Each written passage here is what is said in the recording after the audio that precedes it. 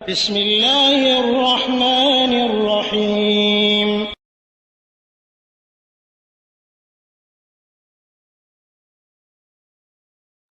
ওয়ালাইকুম আসসালাম রহমতুল্লাহ বারাকাতু। আবুধাবি থেকে রাসেল মাহমুদ ভাই জানতে চেয়েছেন যে কেউ যদি জীবনের শেষ মুহূর্তে লা ইলাহা ইল্লাল্লাহ মুহাম্মদ রাসূলুল্লাহ বলে, সে কি জান্নাতে যাবে?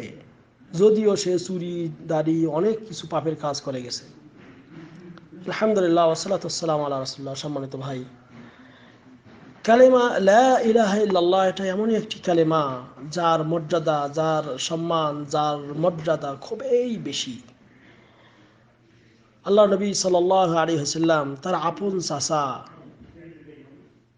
তাকে বলেছিলেন, কে? আবু তালেব।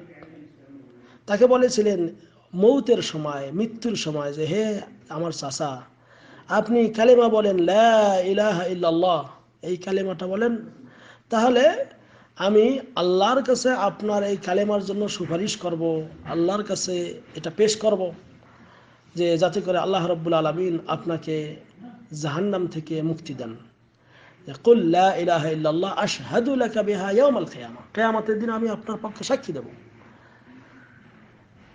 তা এরকম করে সহিহ হাদিসে অনেক বর্ণিত রয়েছে যে শেষ মুহূর্তে কালেমা পড়া। এমনকি এক গোলাম আল্লাহ নবী সাল্লাল্লাহু আলাইহি ওয়াসাল্লামের খেদমত করতেন, মৃত্যুর সময় তাকে তিনি বলেছিলেন যে ইসলামের দাওয়াত এই পর্যন্ত তিনি দিয়েছিলেন যে বলো লা ইলাহা ইল্লাল্লাহ।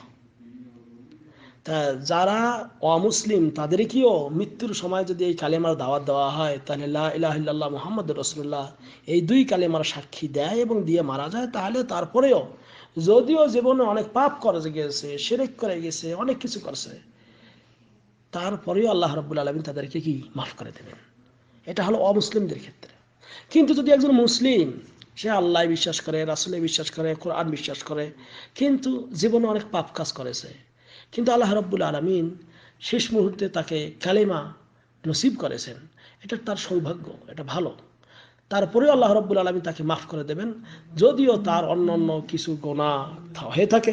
এই গুনাহগুলি আল্লাহ রাব্বুল আলামিন ইচ্ছা করলে মাফও করতে পারেন, নাও করতে পারেন।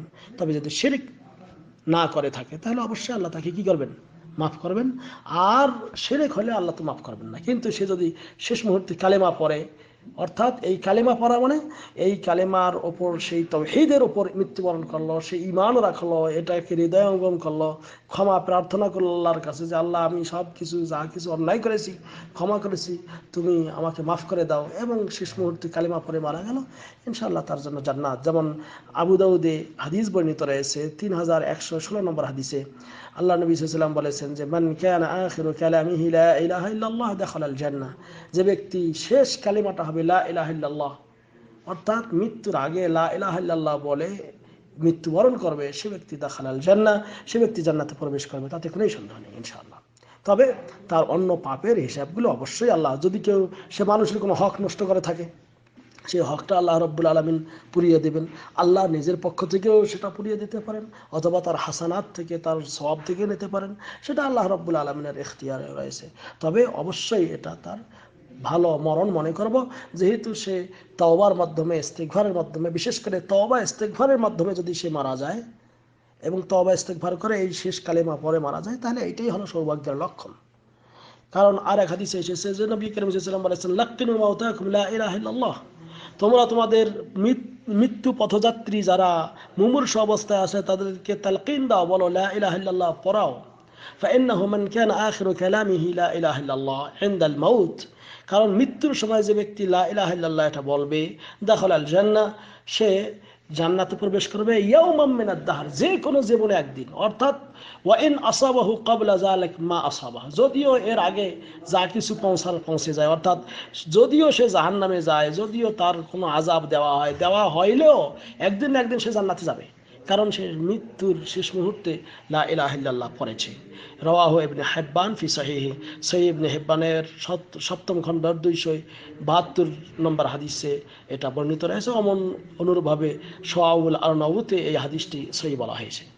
কাজে এরকম অনেক দলিল রয়েছে ভাই, যেগুলির মাধ্যমে বোঝা যায় যে মৃত্যুর আগে যদি কেউ কালিমা পড়ে মৃত্যুবরণ করে সে জান্নাতে যেতে পারবে। এমনকি ওই এক ব্যক্তি যে তওবা ইস্তেগফার করেছিল, করে কোনো জীবনে আমল করে নাই, এরপরে রাস্তায় তার মৃত্যু এসে গেল, এমন সময় জাআহু মালাকুল রাহমা ওয়া মালাকুল আযাব, মৃত্যু মানে তার মরণ হয়ে গেল তওবা করার পর, এখন কোনো ভালো আমল করে নাই, এরপরে সে তওবা করে এক জায়গায় যাচ্ছে, কিন্তু প্রতিমধ্যে তার মৃত্যু আসলো। এমন সময় জান্নাতের ফেরেশতা জাহান্নামের ফেরেশতা এসে ঝগড়া লাগিয়ে দিল।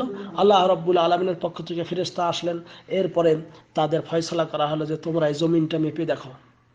এরপরে সে তার জমিন মেপে দেখা গেল যে তওবার করে যেখানে যাচ্ছিল সেখান থেকে 1 বিঘত পরিমাণ অগ্রসর হয়েছে।